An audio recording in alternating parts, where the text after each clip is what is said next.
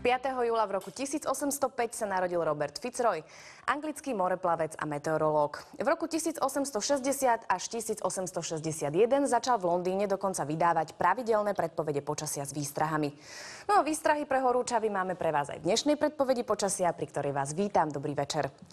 Hlavným tlakovým útvarom, ktorý teraz pôsobí na vývoj poveternostnej situácie aj u nás, je tlaková výš, ktorej výbežok nám zasahuje od juhovýchodu. Jej blízkosť síce podporuje to, že máme slnečnú oblohu, ale vďaka jej polohe k nám prúdi od juhozápadu už toľkokrát spomínaný horúci pôvodom tropický vzduch. Nad západnou Európou sa však nachádza studený front, ktorý pomaly postupuje do vnútrozemia ako tento pás oblačnosti. A zajtra popoludní čiastočne ovplyvní počasie aj u nás, ale iba na západe a severe. Zrážky, ktoré prináša tento front do krajín západne od nás, sa prejavujú v podobe intenzívnych búrok. K nám sa dostanú zajtra iba jeho zvýšky, ale len nad západné a severné Slovensko. Očakávame ich v popoludnejších až večerných hodinách, ale iba ojedinele. V južných lokalitách sa však na zrážky nespoliehajte. Objavia sa najskôr v stredu, kedy ich prinesie už výraznejší studený front. Čo sa týka teplôt, tak horúčavy súžujú nielen Slovensko, ale aj mnohé krajiny v Európe. Na horúci vzduch, ktorý k nám prúdi až z Afriky a má okolo 35 až 40 stupňov, nie sme zvyknutí a preto s tým máme problém. Tento horúci vzduch dokonca zatiekol až na sever Európy. Viacerí meteorológovia preto varujú ľudí, aby sa chránili a nepodceňovali silu slnečného žiarenia. Zajtra sa bude naša krajina nachádzať v teplotnom pásme od 30 do 35 stupňov, pričom v najteplejších lokalitách môže byť ešte o 1 až 2 stupne teplejšie. Vietor nás v týchto dňoch ovieva iba slabo, prípadne mierne. Zajtra na tom budeme podobne. Iba na západe sa môže zmeniť jeho smer a popoludní a k večeru bude fúkať od severozápadu. Aj keď je čas dovoleniek, tak zajtra sa opäť začína ďalší pracovný týždeň a s tým sú spojené tradičné pondelkové kolóny. O to viac vás upozorňujeme, aby ste si do auta pribalili nielen zásoby tekutín, ale aj trpezlivosť. No a rátajte s tým, že povrch vozoviek je v týchto horúčavách rozpálený niekde aj nad 50 stupňov. Pred nami je jasná až polojasná noc, ktorá bude náročná najmä v mestách a v rozhorúčených panelákoch. Do rána sa vzduch ochladí na 20 až 15 stupňov, na severe teplota poklesne do 10 stupňov. Fúkať bude iba slabý vietor. Zajtrajší deň sa bude oproti dnešnému líšiť snáď iba tým, že môže byť ešte o 1 stupeň teplejšie, ale na západe a severe už bude oblačnosti trochu viac a objaviť sa môžu aj ojedinelé zrážky.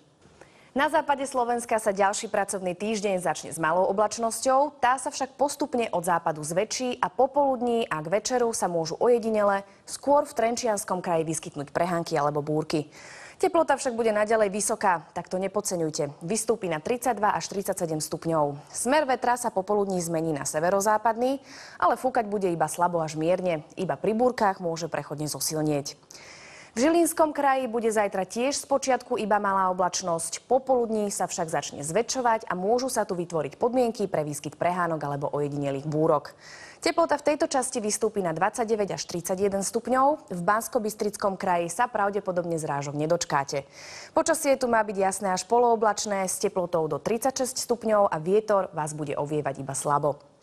Na východe nášho územia sa ojedinelé prehánky alebo búrky môžu vyskytnúť v neskorých popoludnejších hodinách iba v Prešovskom kraji. Na ostatnom území sa nepredpokladajú. Aj tu má byť poriadne horúco, a to 31 až 36 stupňov. Vietor tu bude fúkať tiež iba slabo. Aj na horách bude spočiatku iba malá, popoludní zväčšená oblačnosť a k večeru sa môžu vyskytnúť ojedinelé prehánky alebo búrky. V nadmorskej výške 1500 metrov sa oteplí na 23 stupňov. Biopredpoveď sa zajtra zhorší na 3 a to je mierna záťaž. V útorok nám ešte bude prúdiť tropický vzduch, ktorý pri malej oblačnosti vyženie ortuť v teplomeroch na 31 až 37 stupňov. V stredu príde vytúžený studený front, takže počasie sa od západu postupne zamračí a na mnohých miestach sa vyskytnú prehánky a búrky. Teplota sa vyšplhá na 31 až 38 stupňov. Vo štvrtok sa ešte môžu vyskytnúť ojedinelé prehánky, ale to už budeme v chladnejšom vzduchu. Teplota sa postupne zmierni. Vo štvrtok vystúpi na 23 až 31 stupňov, v piatok pri malej oblačnosti na 21 až 27 stupňov.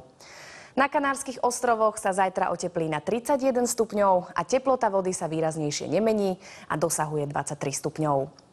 Španielsko zajtra poteší dovolenkárov horúcim a slnečným počasím s teplotou od 35 do 38 stupňov, more má pri pobreží zhruba 24 až 25 stupňov. V Egypte sa žiadne prekvapenie nekoná, takže aj zajtra budú teploty vysoké a vyšplhajú sa až na 38 stupňov.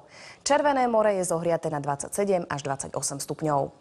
Podobné teploty ako v Egypte vládnu v týchto dňoch aj v Turecku, kde je počasie ako inak slnečné. More má 24 až 26 stupňov.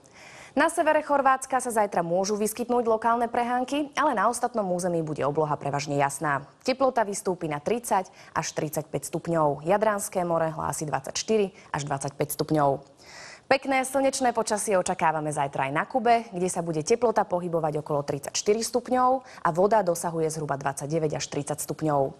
V Malajzii takisto žiadna zmena, teda zajtra tam bude polooblačnosť s teplotou 34 stupňov a voda má teplotu okolo 30 stupňov. Aj voda v našich prírodných vodných nádržiach je už celkom teplá, napríklad Duchonka má až 25 stupňov. Orava a Liptovská